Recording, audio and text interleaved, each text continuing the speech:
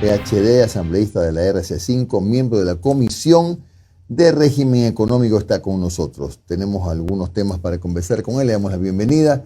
Asambleísta, de la proforma presupuestaria, finalmente el informe, el análisis no fue aprobado. ¿Por qué? ¿Qué encontraron ustedes que debía corregirse y por lo cual tuvieron que enviar, si es que ya lo hicieron, a la presidencia de la Asamblea el documento? Muy buenos días, estimado Jimmy, un placer poder estar aquí, sobre todo por informar todo lo que estamos haciendo dentro de la comisión. Y efectivamente, este día sábado tuvimos la sesión de la Comisión de Régimen Económico.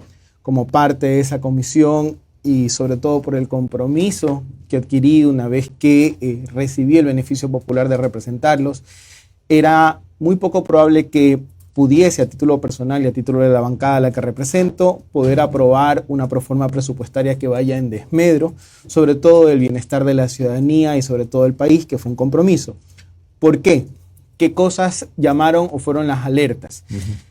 En lo particular, sobre todo, me pareció un desatino que no se hayan incluido los valores específicamente que se van a recaudar con la última ley orgánica, la última ley económica que se aprobó en la Asamblea Nacional. Con el aumento del IVA. Así es, que si bien es cierto se escudaron en el tecnicismo de que aún no se encontraba publicada, recordemos que esta ley económica urgente fue aprobada por la Asamblea Nacional.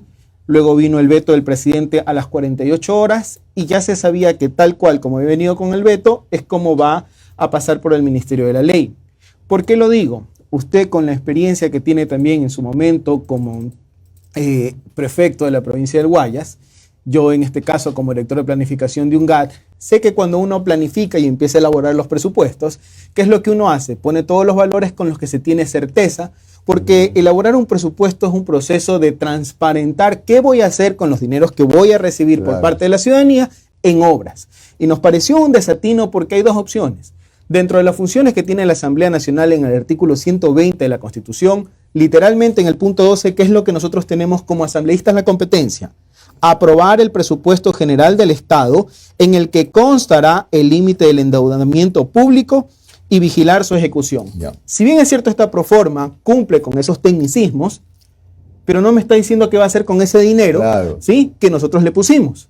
¿Y qué es lo que pasa? Nosotros no tenemos que volver a conocer cuando se haga la reforma al presupuesto. En los gobiernos autónomos descentralizados, usted sabe que siempre el Consejo, en este caso, cuando es de prefecturas, el Consejo Provincial, los miembros del Consejo Provincial y los miembros del Consejo Cantonal conocen cuando hay un ingreso extraordinario porque hay que volver a asignar en qué vas a gastar. En este caso la Asamblea no va a conocer. No va a conocer. Son, creo, como 1.500 millones de dólares, más o menos, son 500 millones por cada punto del IVA, ¿o no? Más o menos. De acuerdo a la proyección del Servicio de Rentas Internas, porque en la proforma presupuestaria indica que los ingresos por IVA van a disminuir. Van a disminuir. ¿Eso en qué me afecta? Me afecta primero en que van a recibir menos dinero los gobiernos autónomos descentralizados, que reciben menos dinero, en este caso las universidades públicas, ¿sí?, porque tienen preasignaciones como parte del IVA. Si yo no presupuesto lo que voy a recibir, ¿qué es lo que pasa? De entrada les estoy dando menos recursos. Nadie los obliga, porque una de las cosas cuando tuvimos la comparecencia de los rectores de las universidades es que cuando hay un reajuste, porque hay cada cuatrimestre, cada 4 meses, se hacen los reajustes de los ingresos petroleros para ver, y del tema de la recaudación, para ver cuánto mismo se ha recaudado, y con eso les dicen a los gobiernos autónomos descentralizados, sabe que aumentó la recaudación de acuerdo a la proyección, tenga de aquí en adelante los próximos 4 meses va a recibir esta asignación. O le dicen, como ocurrió en el gobierno anterior, hemos tenido menos recaudación, a usted le toca recibir menos. Pero a las universidades nunca les hacen el recálculo. Es decir, partieron desde el inicio con ese presupuesto y nunca hicieron... Oye, ¿por qué dicen que van a recaudar menos ahora con los 3 puntos más? O sea, que están diciendo la gente va a subfacturar, ¿qué? Lo que están diciendo es que la proyección de la recaudación es inferior porque aún no está incluido los 3 puntos del IVA. Entonces, esa a mí me parece lamentablemente un desatino, porque no están transparentando qué van a hacer con esos ingresos, porque primero eran para el combate contra la inseguridad. Segundo, luego que también era para poder enfrentar el tema del fenómeno del Niño. pero en el presupuesto actual le No reducen el presupuesto. Oiga, a la perdóneme Secretaría la de Riesgos. interrupción, y en el presupuesto también está, creo, contemplado explotar el ITT hasta diciembre, o no recuerda ese punto. Está, si mal no recuerdo, parar hasta agosto, de acuerdo a la proyección que nos dio la señora gerenta de Petroecuador en la comparecencia, pero asimismo, ¿qué es lo que nos preocupa? Ellos tienen un plan de inversión ¿para qué? Para, en este caso, mitigar esa caída por disminuir el tema de la explotación en el ITT, cumpliendo el mandato de la consulta. Es correcto, a finales de agosto. A finales de agosto, exactamente, así es. Entonces, ¿qué es lo que necesitan? Necesitan inyectarle dinero para inversión. Pero, ¿qué sucede? A inicios de este año, ¿sí? El gobierno nacional, para poder cumplir obligaciones, porque efectivamente heredó un inconveniente presupuestario, ¿qué es lo que hizo? Tomó, con lo que llaman los famosos convenios de liquidez, el dinero que había en la cuenta del Banco Central de las instituciones. Por ejemplo, en el caso de Petroecuador retiró 1.700 millones de dólares. El acuerdo de liquidez no está en el presupuesto general del Estado porque son obligaciones inferiores a un año. ¿Cómo lo va a devolver? ¿En qué tiempo? Porque en el caso de Petroecuador, que es la que en este momento está generando la mayor cantidad de ingresos por el tema de la venta petrolera, ¿cómo va a devolverle ese dinero para que pueda cumplir con su planificación de inversión y no caiga esa producción? Esas son las cosas que no están. Y lo ponen así como en un anexo, así muy para que no se lo vea cuál es la cantidad de dinero que tomaron. ¿Cuánto es? Cerca de 4.800 millones de dólares de estos famosos convenios de liquidez. Entonces, por estas razones puntuales y porque, por ejemplo, si bien es cierto, dicen, hemos cumplido con la ley de presupuestos incrementales, le hemos dado el 0.5 más a salud y educación. Si bien es cierto, en el Ministerio de Salud están invirtiendo 1.000 millones de dólares más, esos 1.000 millones de dólares primero se van a bienes de larga duración. No se van a infraestructura, a bienes de larga duración. ¿Cuál es la diferencia ahí? Los bienes de larga duración son equipamientos, son muebles, son enseres. O sea, no es la obra pública como tal.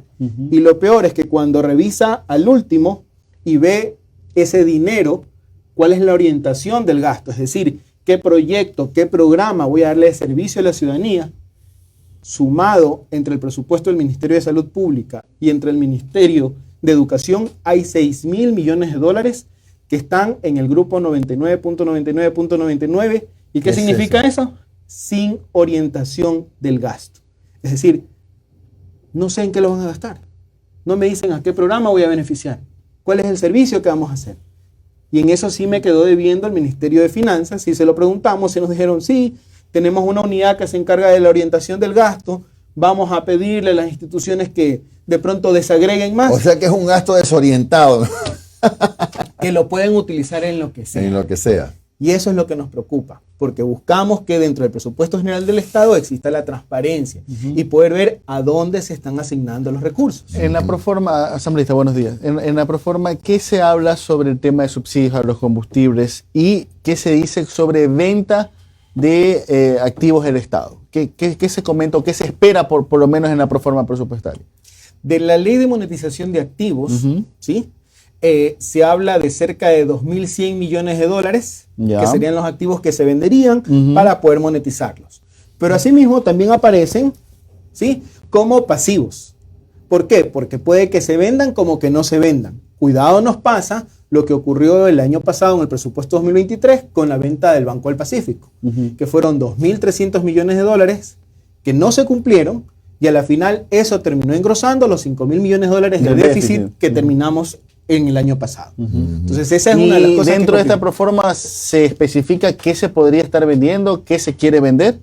No se indica. No se indica porque no lo tenemos al detalle, lo tenemos hasta el nivel de grupos, pero no tenemos los presupuestos o la planificación del gasto de cada una de las instituciones. Se lo pregunto porque la semana anterior la canciller, no sé por qué salió con este tipo de declaraciones, pero la canciller salió a decir que hay conversaciones con China para vender Coca-Cola Sinclair, por ejemplo. O sea, más que vender, concesionar a Coca-Cola Sinclair y otro tipo de hidroeléctricas. Por eso le preguntaba si a lo mejor está especificado en la proforma cuáles son los bienes que se aspiran a vender, ¿o no?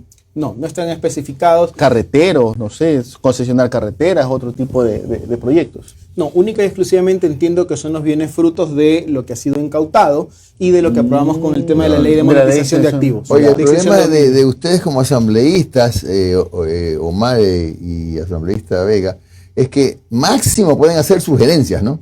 Pero de ahí ustedes no tocan más pito. Así es parte de las competencias o atribuciones que tiene el Ejecutivo en este caso, que si nosotros no aprobemos el informe del presupuesto, por tema de las competencias que tiene el Ejecutivo, él lo va, en este caso, aunque haya un presupuesto con algunas opacidades, ¿no?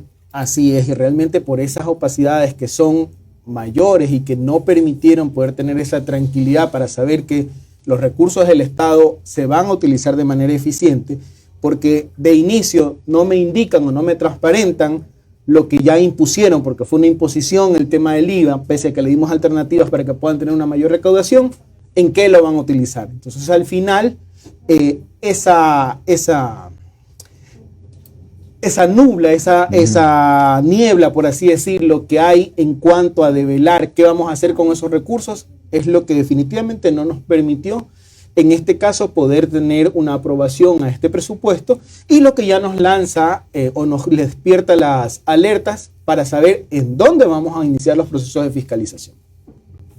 Perfecto. Asambleísta, y solamente para complementarlo en la ley de extensión de dominio, y solamente para que la gente lo entienda, ¿qué fue lo que se aprobó en la Asamblea? Porque ahora también, si mal no recuerdo, ¿está entre las preguntas de la consulta popular o fue una de las que se dio de baja de la Corte Constitucional? El tema de la extensión de dominio. Creo que fue una de las que se dio de baja porque justamente estaba en sintonía con lo que estaba aprobando la Asamblea Nacional, cosas como la del COIP, ¿no? Que también... Así es. La diferencia es que el tema de la ley de monetización de activos, al ser una iniciativa del Ejecutivo, entiendo que aceptó el darle de baja a través de la Corte Constitucional, lo que la Corte Constitucional le haya dado de baja, porque era algo que lo estamos haciendo dentro de la Asamblea. Lo mismo ocurre con el tema del COIP, pero en este caso se ha preferido no aprobarla en la Asamblea para que las preguntas que está lanzando este 21 de abril en la consulta popular sean las que implementen estas reformas al COIP, lo cual hace dos cosas. Nos genera un gasto de $60 millones en una consulta, ¿sí? Con preguntas que en este caso nosotros en la Asamblea lo podemos hacer. Segundo, que nosotros lo podemos implementar de manera rápida. ¿Por qué? Porque ya una vez que entre, pasa al presidente, el presidente lo veta o no lo veta y automáticamente entraría en vigencia. Y sería una herramienta para que los administradores de justicia puedan hacer su trabajo de manera eficiente y eficaz. Pero los 60 millones se gastarían igual, porque hay algunas preguntas que son las del referéndum que tienen que necesariamente ser sometidas a la consideración de los ciudadanos, ¿o no? Entiendo que serían muy pocas realmente. No tengo las 13 en total, porque son algo así como 13 preguntas. 4 son, pero en todo caso, lo que buscamos es develar que siempre se pudo hacer por la vía legislativa. Podrían haber evacuado algunas, ¿no? Siempre se pudo hacer por la vía legislativa, más allá de tratar de mediatizar esta consulta única y exclusivamente para tratar de ser un medidor de popularidad, que creo que en este momento, con los recursos del Estado y con la situación en la que vivimos, lo que menos nos debe importar es ponernos a mediatizar las cosas, sino a generar, en nuestro caso, marcos normativos y en el caso del presidente, una planificación estratégica para dar resultados. Muy bien, gracias al asambleísta economista Cristian Vega. Él es miembro de la Comisión de Régimen Económico que ha estado hoy aquí con nosotros en un café con JJ. Muy amable economista, gracias Muchísimas gracias, una excelente por su mañana a presencia todos. aquí.